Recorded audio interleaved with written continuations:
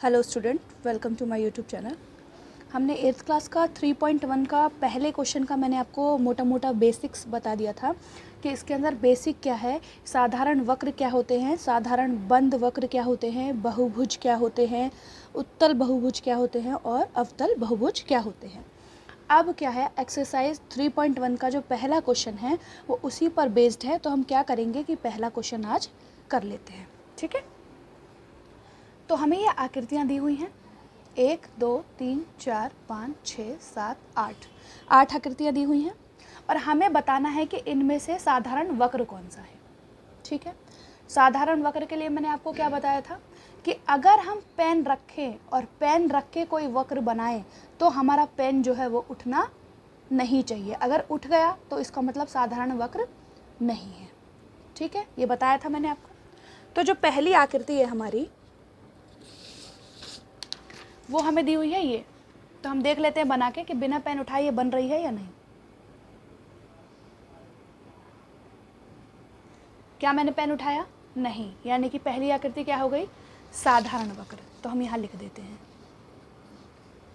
ठीक है, उसके बाद ये वाली आकृति ऐसे ऐसे ऐसे ऐसे। क्या मैंने पेन उठाया?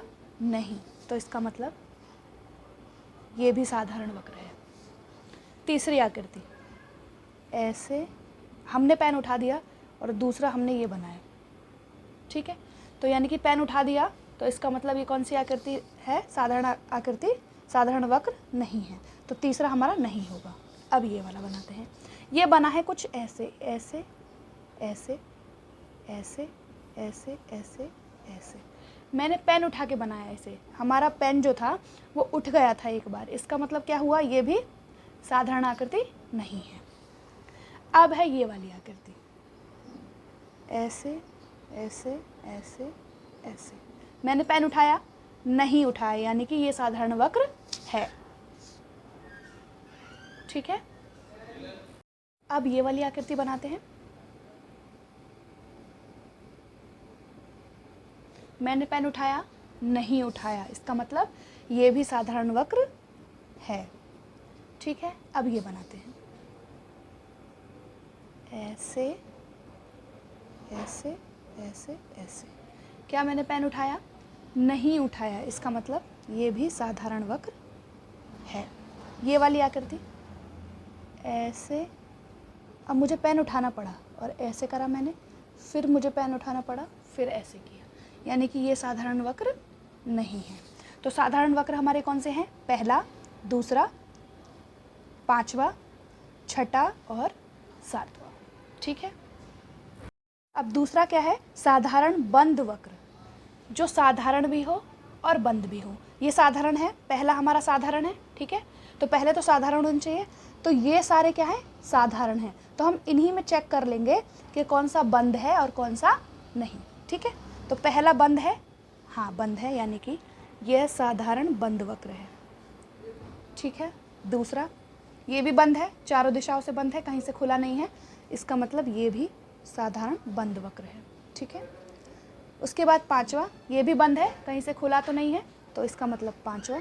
ठीक है, ये भी बंद है, ठीक है, चारों दिशाओं से बंद है, कहीं से खुला नहीं है और साधारण वक्र भी है, तो इसका मतलब ये भी साधारण बंद वक्र है। उसके बाद क्या था, सातवां, सातवां भी इधर से कर्व है, ऐसे गए ऐसे गए, ये भी क्या है, साधारण बंद वक्र है। ठीक है, दो पार्ट हो गए हमारे। अब इसका जो थर्ड पार्ट है, बहुभुज, हमें बताना है कि बहुभुज कौन से हैं इनमें से। तो मैंने आपको क्या बताया था बहुभुज के लिए कि लकीरें होती है सीधा, ऐसा कर्व नहीं होता, ऐसा जैसा ये कर्व है, बहुभुज में कर्व नहीं होता, ऐसी सीधी लकीरें होती हैं।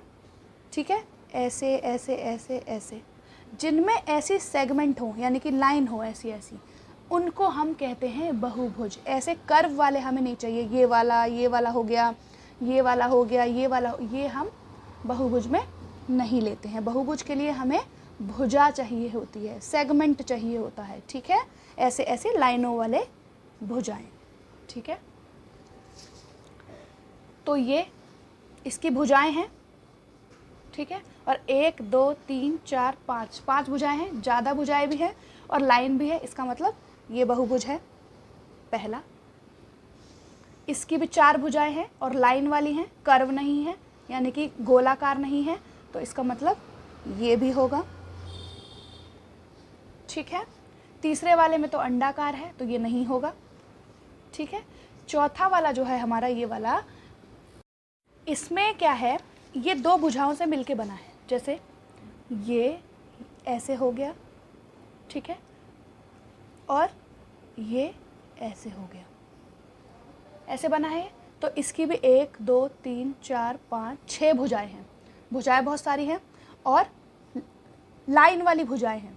कहने का मतलब ये है भुजाओं वाली सेगमेंट है, ये सेगमेंट दिए हुए हैं हमें, लाइनें दी हुई हैं, लाइन वाली है। ठीक है, कर्व नहीं है यानी कि गोलाकार नहीं है, इसका मतलब क्या हुआ, ये भी हमारा बहुभुज हो गया। ठीक है, उसके बाद ये गोलाकार है तो ये नहीं है, ये भी गोलाकार है, ये भी नहीं है, ये गोलाकार है, ये भी नहीं है, और ये तो किसी लिहाज से भी नहीं है। तो इसका मतलब पहला, दूसरा और चौथा हमारा क्या है, बहुभुज है। ठीक है, इसके बाद हमें 2 पढ़ने हैं, उत्तल बहुभुज और अवतल बहुभुज। उत्तल बहुभुज और अवतल बहुभुज मैंने आपको कल पढ़ाया था, उसमें मैंने आपको ये बताया था कि उत्तल बहुभुज और अवतल बहुभुज क्या होते हैं। जिसका कोण 180 डिग्री से कम हो वो क्या होते हैं, उत्तल बहुभुज, और जिनके कोण 180 डिग्री से अधिक हो वो क्या होते हैं, अवतल बहुभुज। ठीक है, आप पीछे वाली क्लास देख लीजिएगा मेरी, तो आपको और अच्छे से समझ में आएगा कि मैंने आपको क्या बताया था। ठीक है, अब हम ये देखें तो ये वाला जो हमारा कोण है ये 180 डिग्री से ज़्यादा का है, क्योंकि 180 डिग्री क्या होता है, बिल्कुल प्लेन। ऐसे होता तो ये 180 डिग्री होता, बट ये जो इधर वाला है और इधर वाला है ये एक्स्ट्रा है, यानी कि 180 डिग्री से ज़्यादा है, तो ये वाला तो उत्तल बहुभुज नहीं है। दूसरा वाला ये आप देखें तो ये हमारा उत्तल बहुभुज हो जाएगा, तो ये हो गया हमारा दूसरा उत्तल बहुभुज।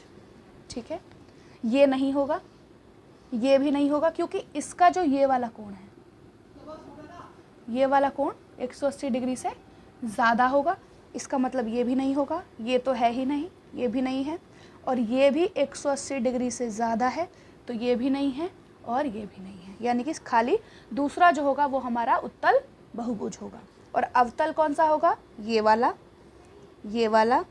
और ये वाला, यानी कि पहला, चौथा और 7वां। मैं आशा कर रही हूँ कि आपको ये अच्छे से समझ में आया होगा।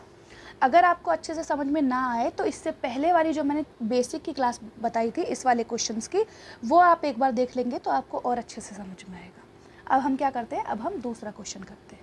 ठीक है, निम्नलिखित प्रत्येक में कितने विकर्ण होंगे। विकर्ण क्या होते हैं, देखिए, जैसे हमें पहला क्वेश्चन क्या दिया हुआ है, एक उत्तल चतुर्भुज। उत्तल चतुर्भुज का मतलब हुआ एक सिंपल सा चतुर्भुज, जो एक चतुर्भुज बन जाए वो हमारा क्या हो जाता है, उत्तल चतुर्भुज। तो पहला ऐसे करेंगे, देखिए ये चतुर्भुज मैंने बनाया, ठीक है, ये चतुर्भुज बनाया, ये कैसा हो गया, उत्तल चतुर्भुज हो गया।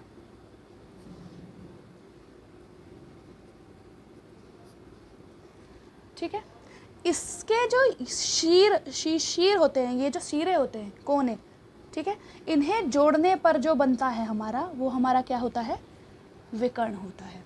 इन कोनों को जोड़ के जो भी लाइनें बनती हैं उन्हें हम क्या कहते हैं, विकर्ण कहते हैं। ठीक है, तो विकर्ण कितने हो गए, इसमें 2 हो गए। ठीक है,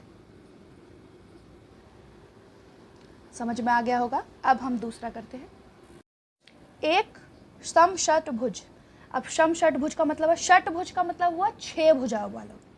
तो 1 2 3 4 5 और 1 6। ठीक है, अब इसकी भुजाएं हम जोड़ते हैं, इसको इससे जोड़ेंगे, इसको इससे जोड़ेंगे, 1 और 2, 2 हो गई, इसको इससे भी जोड़ देंगे, 3 हो गई। ठीक है, अब इस कोने को जोड़ते हैं, ये 4 5 और ये 6 हो गई।